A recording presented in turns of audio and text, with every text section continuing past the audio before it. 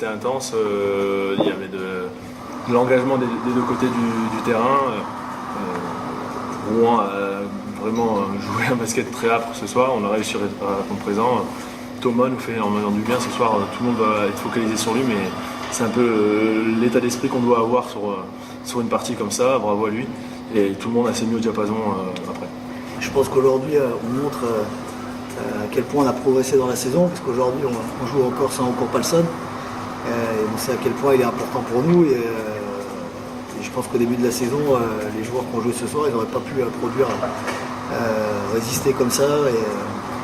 Donc ça, c'est la première fierté, parce qu'il y a quand même une grosse équipe en face, même si Oboshi ne joue pas.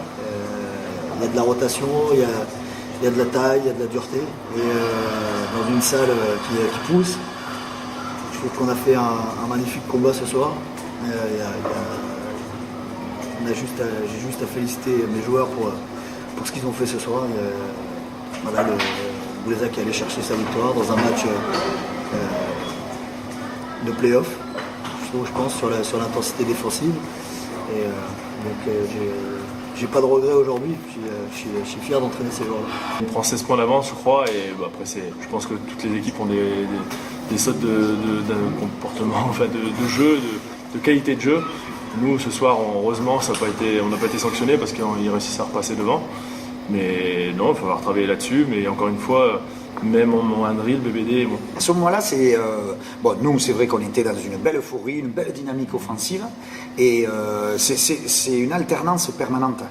En attaque, on était un peu épuisé avec le 5 qui était rentré, Max notamment, qui n'était pas dans son rayonnage habituel, quoi, hein, son rayonnement habituel. Il a vendangé quelques trucs, mais il est tellement important par ailleurs, il n'y a pas besoin d'être gros basketteur pour voir l'énorme chantier qu'il fait. On a été moins bien en attaque. On leur a redonné des ballons pour qu'ils prennent du rythme, et c'est une équipe, si elle est en rythme, elle est dangereuse, par le tir, par la puissance intérieure, parce que à la mi-temps, je me disais, c'est irréel. Normalement, c'est eux qui sont très forts intérieurs, alors que c'est nous qui archi-dominions le match sur le secteur intérieur. Donc là, on a eu un vrai problème de niveau de jeu à ce moment-là, qui fait qu'on est arrivé à ce dont je parlais. Il ne fallait pas arrêter le match. Et Arnaud a donc eu 2 actions qui sont peut-être décisives pour le moral des adversaires. Il leur met un tir extérieur plus la faute, et puis il va mettre un tir en course où il mystifie toute la défense alors qu'il s'attendait à ce qu'on joue avec les pivots. Bon, voilà, c'est vraiment félicitations à ceux qui étaient présents. On reste à une victoire du 6e, enfin peut-être non, du 5e maintenant, puisque BBD est monté à 17, du 7e, et on va rencontrer Évreux, on va rencontrer Lille et on va jouer à la maison, donc on fera les comptes déjà à la fin du match de mardi, puis de vendredi, et puis il y aura peut-être une petite fenêtre à Fos, donc il faut se bagarrer comme on l'a fait ce soir, et on verra. De toute façon, ce championnat il est fou, donc pourquoi pas aller en play-off sur la dernière journée. C'est la première saison où je me dis que chaque match doit être gagné, à la différence de certaines saisons où, bon, vous savez, on est dans le ventre mou du championnat, on se dit on ne peut pas être repris, on ne peut pas aller chercher, ce sera dur, on n'est pas de ce niveau. Là, nous, on a des objectifs, c'est faire le play-off, et à chaque match perdu, on remet en question, parce que ce soir c'était le cas, ce soir on sortait du play-off si on ne gagnait pas. Donc effectivement, ce soir on a fait parler la poudre, notamment la poudre de la profondeur du banc. On a joué à 10, et c'est pour ça que moi je suis dans ce cas-là, un petit peu je seuvre l'adversaire d'arrêt, c'est-à-dire de temps mort.